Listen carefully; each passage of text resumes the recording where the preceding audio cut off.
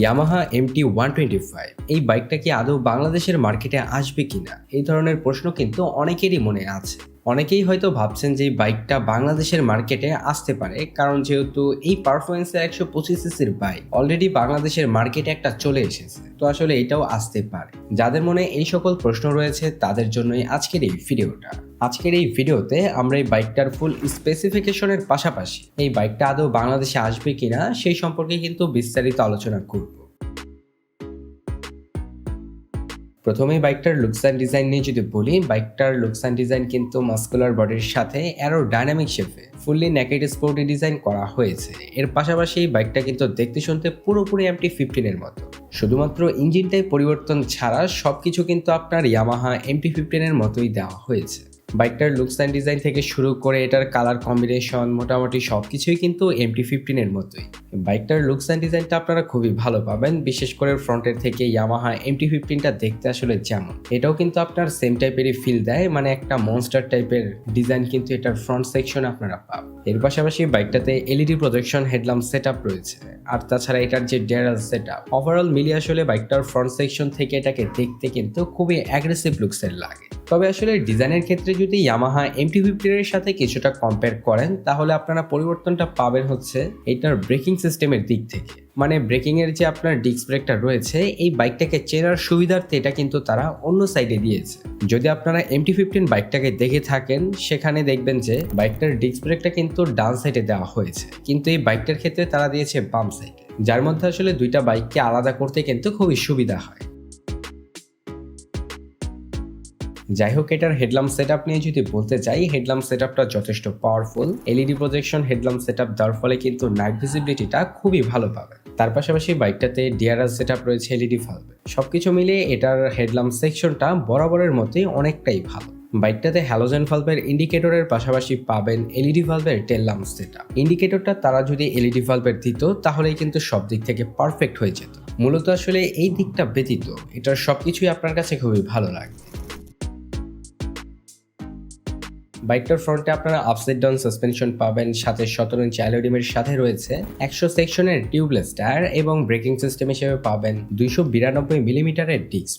Rare section নিয়ে বলতে গেলে রেয়ার আপনারা মনোশক সাসপেনশনের পাশাপাশি পাবেন 17 ইঞ্চি অ্যালুমিনিয়ামের সাথে 140 সেকশনের টিউবলেস টায়ার, ব্রেকিং সিস্টেম হিসেবে রয়েছে 220 মিলিমিটারের ডিস্ক।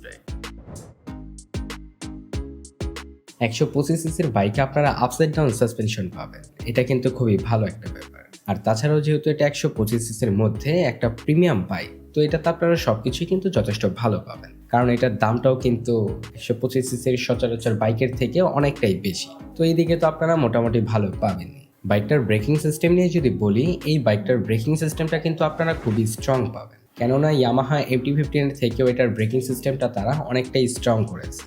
বিশেষ করে এই বাইকটার ফ্রন্টে তারা যে ডিস্ক ব্রেকটা দিয়েছে, প্রথমত এটা সাইজ অনেকটা বড়, এর পাশাপাশি এটাতে আপনারা 4 পিস্টনের ক্যালিপারও পাবেন। সবকিছু মিলে বলা যায় যে এটার ব্রেকিং সিস্টেমটা কিন্তু খুবই স্ট্রং। তার পাশাপাশি বাইকটাতে রয়েছে dual channel ABS braking system. Yamaha MT-15 এর কথা বলতে গেলে ওইটার থেকে এটার ব্রেকিং সিস্টেমটা কিন্তু আপনারা কিছুটা হলেও স্ট্রং পাবেন।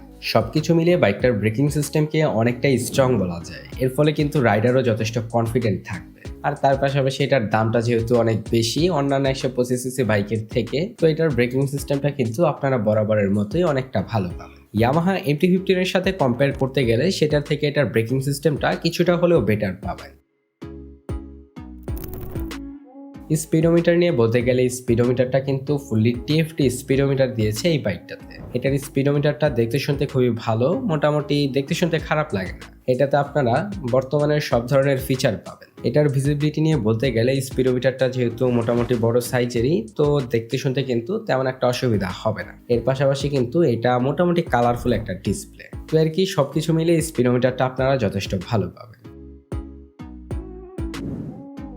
বাইকটার ইঞ্জিন সেকশন নিয়ে যদি বলতে যাই, এটার ইঞ্জিন সেকশনটা কিন্তু খুবই পাওয়ারফুল, মানে সচরাচর আপনার 125 সিসি বাইকের তুলনায় অনেকটাই বেশি পাওয়ারফুল এটা। মানে 150 সিসির বাইকে আপনার সচরাচর যে ধরনের পাওয়ার দেওয়া হয়, এটাতেও কিন্তু আপনারা প্রায় সেম টাইপেরই পাওয়ার পাবেন।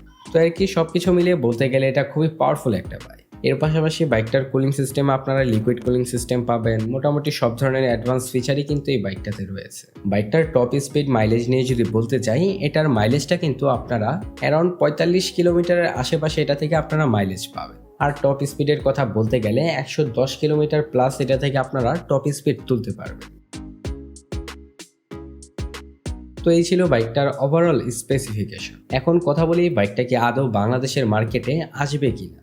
আসলে এই বাইকটা বাংলাদেশের মার্কেটে অফিসিয়ালি নাও আসতে পারে, তবে আনঅফিসিয়ালি কিন্তু এই বাইকটা আপনারা বাংলাদেশের মার্কেটে আনতে পারবেন। সেক্ষেত্রে কিন্তু আবার এটার প্রাইসটা অনেকটাই বেশি হবে। এটা বাংলাদেশের মার্কেটে যখন আপনারা আনতে যাবেন আনঅফিসিয়ালি, তখন এই বাইকটার যে প্রাইসটা ইন্টারন্যাশনাল মার্কেটে, তার উপর কিন্তু আপনাদের 151% ট্যাক্স দিতে হবে। তো বোঝাই যায় যে বাইকটা বাংলাদেশের মার্কেটে আনঅফিসিয়ালি যদি আপনারা আনতে চান, সেক্ষেত্রে কিন্তু বেশ বড় অঙ্কের টাকা গুনতে হবে।